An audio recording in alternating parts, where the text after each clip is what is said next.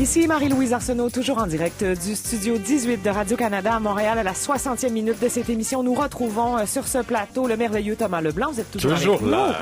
nous. Et nous accueillons nos collaborateurs Xavier Brouillette, professeur de philosophie au Cégep du Vieux-Montréal. Bonjour Xavier. Bonjour. Et Jocelyn Maclure, professeur au département de philosophie de l'Université Laval. Bonjour Jocelyn. Bonjour Marie-Louise. Alors messieurs, nous allons aujourd'hui enfin faire cet exercice d'opposer les visions du monde de Hobbes et de Rousseau. Alors Hobbes, cet Anglais du 17e siècle qui croyait que l'homme est un loup pour l'homme, donc que l'homme naît mauvais, alors que Rousseau, lui, qui est un Français du 18e, lui croit que l'homme naît bon et que la société le corrompt. Alors qui a raison?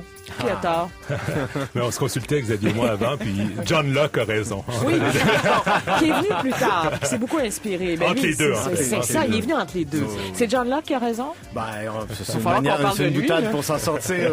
Disons que les deux ont des positions intéressantes qui nourrissent beaucoup notre compréhension du politique et de l'être humain aujourd'hui. Et notre besoin de redéfinir le contrat social aussi. Hein. On est là-dedans au point de vue politique. On le voit bien avec la campagne électorale française, notamment, ou aussi ce qui s'est passé aux États-Unis. Les discussions tournent autour de ça. Oui. Absolument, exactement. Donc, c'est des penseurs qui, en premier, qui ont réalisé que pour qu'un ordre politique soit légitime, ça prenait une entente entre les citoyens au départ. Merci à tous les deux. Bienvenue à tous ceux qui joignent à nous. On en discute. Au cours de la campagne électorale française qui bat son plein à l'heure actuelle, on voit bien que la gauche et la droite se divisent à l'égard de l'identité, de l'histoire, de la sécurité sociale, policière et de l'immigration. Une vraie remise en question de la nature même du contrat social et du vivre ensemble qui occupe l'ensemble d'ailleurs des populations occidentales, autant en Angleterre qu'aux États-Unis, où tout semble se poser la question dans quel genre de société voulons-nous vivre et surtout est-ce que l'être humain est fondamentalement bon ou mauvais. Alors nous allons aujourd'hui faire l'exercice d'opposer les visions du monde de Hobbes, qui croyait que l'être humain était mauvais à la naissance, et de Rousseau, qui croyait au contraire que l'être humain naissait bon et que c'est la société qui le rendait corrompu. Alors, on va commencer par celui qui est venu en premier. Hobbes, avec vous, Jocelyn Maclure. Xavier Brouillette est avec nous, aussi professeur de philosophie au Cégep du Vieux-Montréal. Jocelyn, évidemment, vous êtes associé à l'Université Laval. Alors, Hobbes est anglais. C'est un Anglais du 17e siècle qui est entré à Oxford à l'âge de 16 ans, quand même. 15 ans, même. 15 ans? Oui, c'est ça. Donc, un esprit hors norme, mais en même temps, c'était plus fréquent à l'époque que des adolescents entraient à l'université. Directement à l'université. Oui, c'est ça. Oui, mais c'était un être brillant quand même. Oui, très, très brillant. Qui se voyait comme un scientifique. Exactement. Puis, en fait, c'est un acteur de la révolution scientifique du 17e siècle, c'est-à-dire il a rencontré Galilée et Descartes sur le continent européen, il a une correspondance avec eux, il a été secrétaire de Francis Bacon, le grand scientifique et philosophe. Puis, c'était son ambition, au fond, c'était il était très impressionné par les mathématiques, la géométrie, puis il voulait créer une science politique. Donc, faire en sorte que la philosophie politique devienne aussi rigoureuse et exacte que la géométrie ou que les mathématiques. Bon, en quoi ça consiste, sa pensée? Puis de quoi il s'inspire pour établir cette vision qu'il a du monde, Hobbes? Alors, c'est un penseur de la tradition qu'on appelle du contrat social. Puis c'est le cas de Rousseau aussi. C'est pour ça qu'on les compare aussi souvent. Donc, ce qu'il y a de commun chez ces penseurs, c'est que on se dit, bon, il faut repenser à neuf quelles sont les conditions de la légitimité du pouvoir politique. Pourquoi on accepterait un pouvoir politique comme étant légitime? C'est une question qui se pose encore aujourd'hui. Oui, plus que jamais même. Plus que jamais. Oui. Puis, suite à la Renaissance, suite à cette révolution scientifique, on se disait, la logique du droit divin, je pense que ça n'explique plus bien pourquoi il faudrait obéir au pouvoir ou d'où vient le pouvoir. Donc, des penseurs ont dit, il faut refonder ces justifications. Puis, les théoriciens du contrat social ont dit, il faut imaginer le contrat social, le pouvoir politique comme fondé sur une entente originaire entre des citoyens qui vont accepter, au fond, de déléguer l'autorité, de créer un gouvernement, puis de se rassembler en communauté politique. Donc, ces penseurs pensent d'abord un État souvent fictif, un État de nature. Donc, on imagine les individus si dans une vie, disons, pré-politique, où il n'y a pas de gouvernement, pas d'État, pas de loi, comment ils vivraient ces gens-là? Donc, Hobbes a une théorie très spéculative, Locke, après ça, a eu une théorie, Rousseau a eu une théorie, puis on se dit, mais ces individus, étant donné les inconvénients de la vie à l'état de nature, décideraient ensemble de renoncer à cette liberté naturelle pour former un État. Puis donc Hobbes, c'est comme la première ou une des premières théories très systématiques de quel genre de contrat au fond ratifierait ces individus. Oui, il parle donc de cette intuition, de ce principe que l'on est mauvais et que on a besoin donc d'une société, d'un contrat social qui va nous permettre de vivre ensemble. Qu'est-ce qui lui permet d'affirmer ça? Ouais, en fait, c'est qu'on est l'homme est un loup pour l'homme. Oui, c'est ça. On est foncièrement égoïste ou égocentrique. On se préoccupe d'abord et avant tout de notre propre conservation. Donc, on veut se maintenir en vie. Puis une fois que notre survie est assurée, au fond, nos désirs ne cessent pas là. On en veut toujours plus. On veut plus d'honneur, plus de gloire, ce qui nous amène à rivaliser avec les autres pour obtenir ce qu'ils ont. Donc, les autres sont soit des obstacles dans la poursuite de mes intérêts, ou soit même des menaces, parce que autrui est constitué naturellement de la même façon que moi, donc il pourrait aussi vouloir s'en prendre à moi. Donc, il y a une espèce d'escalade des conflits dans l'état de nature, d'où cette idée, cette formule choc, que le loup est un loup pour l'homme, et que dans l'état de nature, c'est un état de guerre de tous contre tous. C'est à lui qu'on doit ces formules célèbres qu'on utilise encore aujourd'hui. Et par conséquent, quel contrat social il propose? Alors, c'est ça qui est très controversé. Il nous dit que la seule façon rationnelle de sortir de cet état de guerre de tous contre tous, c'est de remettre la totalité de la souveraineté ou du pouvoir politique à une autorité, un souverain ou peut-être une assemblée de personnes aussi, mais l'important, c'est que c'est une aliénation, c'est-à-dire qu'on se dépossède complètement de nos pouvoirs, on les remet à une autorité, un tiers parti. Qui va nous contrôler. Qui va prendre toutes les décisions, qui va même être au-dessus des lois, alors qu'aujourd'hui, on pense que les dirigeants sont soumis aux lois, heureusement. Pour Hobbes, il faut pas que ce soit une partie prenante, parce que c'est la seule façon vraiment de pacifier les relations conflictuelles entre les individus, c'est qu'il y a une autorité dont la souveraineté est parfaitement absolue, indiscutable. Mais c'est la monarchie, là. Est-ce qu'il voyait ces gens-là comme des dictateurs éclairés? Comment il est... c'est ça qui est paradoxal. C'est l'impression que ça nous donne, mais Hobbes, au fond, c'est une espèce de proto-libéral. Il voulait tout simplement que les gens puissent vivre en paix, jouir de leurs biens sans être inquiétés par d'autres. Puis, pour lui, la seule façon, c'est de confier tout le pouvoir. Donc, on peut penser que c'est un peu, ça mène directement à la tyrannie, mais c'était pas ça ses intentions. C'était, si on a un dirigeant qui est lui-même soumis aux lois, ça veut dire qu'on a une autre autorité qui doit pouvoir juger ses actions. Puis là, d'autres conflits peuvent surgir. Donc, il dit, il faut les remettre complètement à une autorité. Mais il n'y a pas un vice de forme dans sa façon de penser. À partir du moment où on remet l'autorité à des êtres humains, si lui pense que les êtres humains ne pensent qu'à eux et qu'ils sont égoïstes, donc forcément, si on remet l'entière autorité à d'autres êtres humains, il va y avoir corruption, il va y avoir abus de pouvoir, il va y pas penser à ça. Exactement. Sa logique n'est pas allée jusque-là. Marie-Louise, vous avez cerné le... c'est ce que l'histoire nous a montré, Marie-Louise, vous avez raison. Et Locke, son successeur dans les théoriciens qui est venu entre Hobbes et Rousseau. C'est ça. Donc lui, vous trichez un peu, mais c'est pas grave. Non, mais donc effectivement, donc lui considérait que Hobbes avait tort là-dessus, que c'était aussi une recette pour les conflits, l'instabilité, la violence. Donc effectivement, mais pour lui, le souverain devrait effectivement, comme Thomas dit, être éclairé, puis au fond remplir la mission pour laquelle il a été institué. Mais c'est vrai qu'on n'a pas de garantie. Tout dépend au fond de la sagesse et de la bonne volonté du souverain. Voilà. C'est ce qui va changer avec Locke lorsqu'il va instaurer, par exemple, le principe de consentement ou même de droit de résistance. De droit à la révolution. Un pouvoir qui devient abusif. Exact. Là, qui était très important aussi dans l'histoire de la pensée, certainement, mais passons à Rousseau avant toute chose. Donc, citoyen de Genève, qui a longtemps vécu en France. D'ailleurs, ses cendres reposent au Panthéon. Rousseau. Personnage du 18e siècle, donc il est venu après Hobbes. On peut supposer que sa pensée s'est construite par la suite. Tout à fait. Aussi, Hobbes est une référence constante chez Rousseau. Locke aussi, il y a beaucoup d'autres auteurs. Évidemment, Aristote et Platon qui sont présents, parce que quand on parle d'état de nature, Aristote et Platon avaient eux-mêmes déjà commencé cette réflexion où, pour découvrir l'origine et la définition du pouvoir politique, il faut comprendre qu'est-ce qui est venu avant. Donc, Aristote fait ça dans les politiques. Il n'est pas question de contrat social chez les Grecs, mais c'est les interlocuteurs de Rousseau. Rousseau, c'est une figure très particulière parce que il est dans un contexte, le siècle des Lumières, où l'entièreté de son siècle, c'est le siècle de l'encyclopédie, croit au pouvoir de la raison, au pouvoir du progrès. Et donc, véritablement, le siècle, il s'est nommé lui-même le siècle des Lumières. Il faut le faire. Donc, auparavant, c'était l'obscurantisme. Nous sommes les Lumières.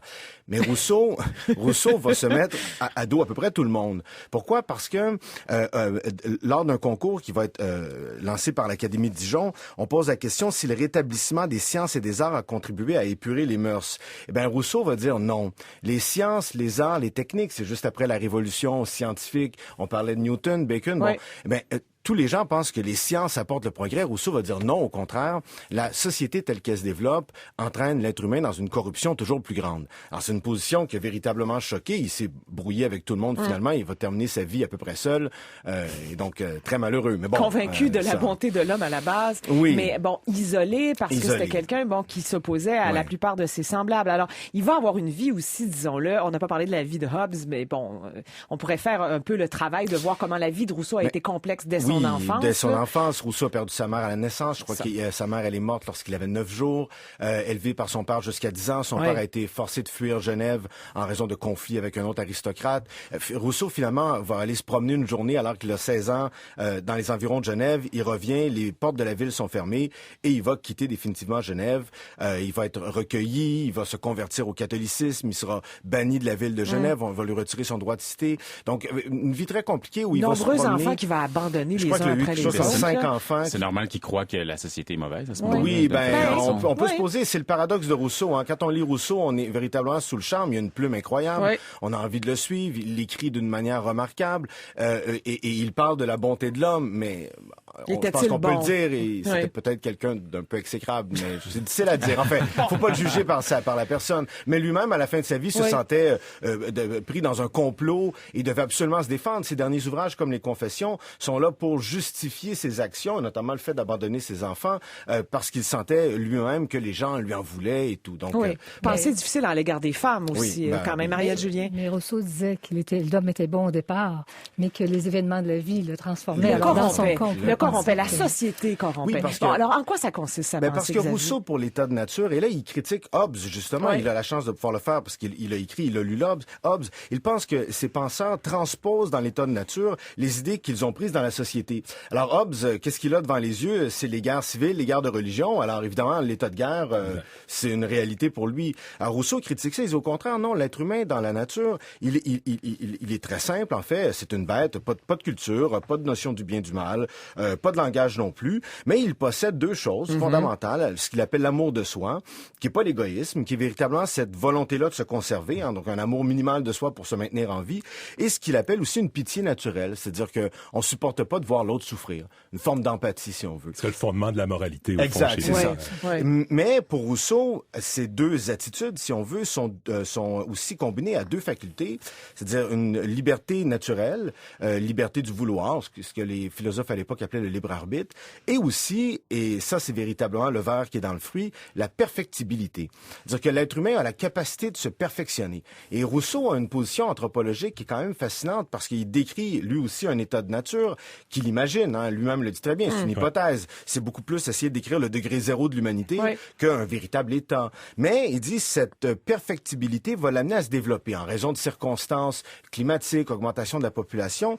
L'être humain va commencer à développer des outils, va commencer à cultiver la terre et donc va commencer à augmenter ses capacités matérielles, ses capacités de confort. L'augmentation du progrès matériel, la combinaison à la vie en commun va entraîner quoi? L'apparition d'inégalités. Ouais. Pour Rousseau, la société, c'est l'inégalité.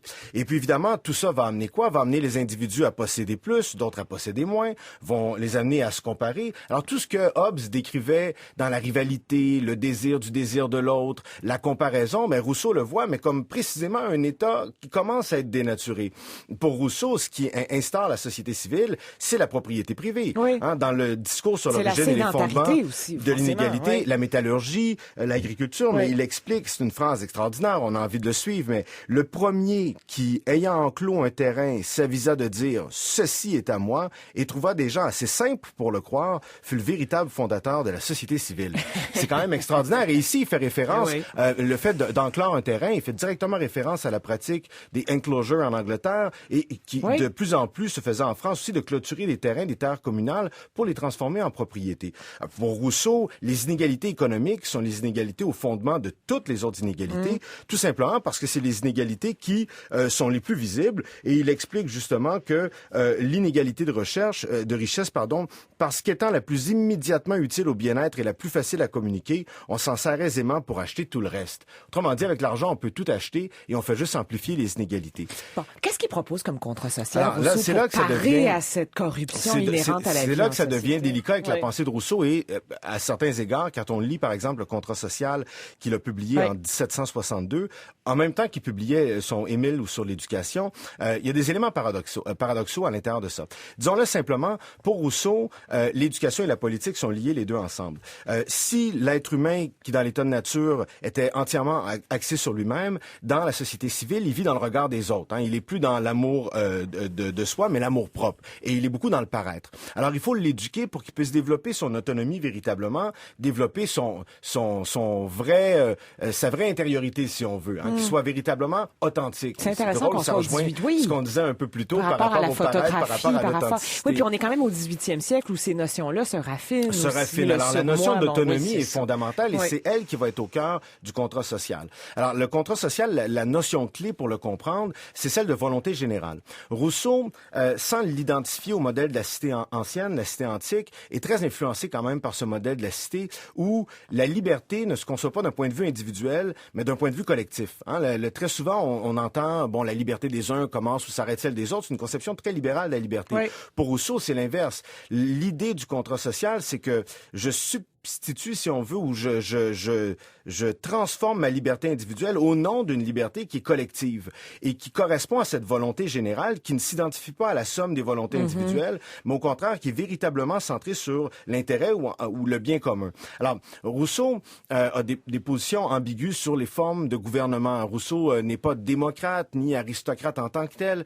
Pour lui, la forme de gouvernement importe peu. Ce qui est véritablement important, c'est si on peut préserver cette autonomie-là de l'individu et cette volonté qui lui est propre, mais qui finit par s'identifier à la volonté, à la collectivité, à la volonté générale. C'est très théorique dans le texte de Rousseau. C'est pas si évident que ça, parce que pour Rousseau, de toute façon, le gouvernement qui serait légitime et juste dépend de plein de circonstances, le nombre de la population, il insiste beaucoup là-dessus, la situation géographique, le climat. Il y a des passages très, on dirait aujourd'hui particuliers, mais sur l'influence du climat, sur les mœurs des gens. Chez Montesquieu. Comme chez Montesquieu, effectivement, avec qui Rousseau est aussi en dialogue. Il y aurait eu du plaisir au Québec. Oui, en fait, donc il dit très souvent des gouvernements, je me rappelle plus comment il le disait, mais le climat a véritablement une influence sur les gens. Ça paraît peut-être farfelu, mais au final, il y a quand même des éléments qui sont intéressants. C'est intéressant que vous disiez qu'il n'a pas identifié le type de gouvernement, mais il publie quand même ça en 1762. On est avant la Révolution, donc il vit dans un pays, la France, qui est sous la monarchie. Tout à fait, et Rousseau croit probablement que la monarchie ou les régimes de droit divin sont sur le bord d'éclater. Mais des révolutionnaires comme Robespierre ou Saint-Just vont s'inspirer beaucoup de Rousseau. De son vivant, il est très, très critiqué, mais dès sa mort, justement, on transfère ses cendres au Panthéon et puis il va devenir véritablement un héros national. Ouais. Est-ce que ce serait grossier de dire que Rousseau aurait été comme un précurseur de la gauche et Hobbes un précurseur de la droite? Je dirais que bon. Rousseau, c'est plutôt un précurseur d'une conception plus radicale de la démocratie, parce que c'est vrai que sur la forme de gouvernement, ça peut varier, mais dans ses fondements, c'est le peuple est souverain et chaque citoyen doit avoir au chapitre, puis doit participer à la formulation de la volonté générale. Donc c'est une conception très fortement démocratique. Donc c'est pour ça qu'on s'y réfère beaucoup aujourd'hui.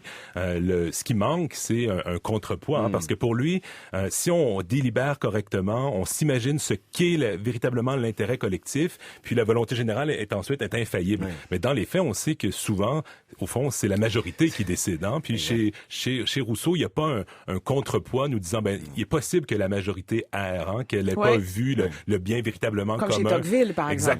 Exactement. Vous dites que c'est Locke qui a raison, parce qu'on pourrait replacer le débat. Hobbes croit que l'être humain, donc, naît mauvais et que, avec une société encadrante, il peut vivre décemment. Et Rousseau croit le contraire. Qui a raison? Vous dites que c'est Locke. Qu'est-ce qu'il disait, Locke, lui? Qui est venu entre les deux, Oui, qui est venu entre les deux, puis qui avait une conception, disons, moins négative de l'être humain dans l'état de nature. C'est-à-dire qu'il y avait un potentiel de sociabilité quand même réel chez les individus dans l'état de nature. Ils pouvaient organiser leur affaire, vivre avec les autres, mais il y avait souvent des conflits, entre autres sur les droits de propriété. Qu'est-ce qui m'appartient?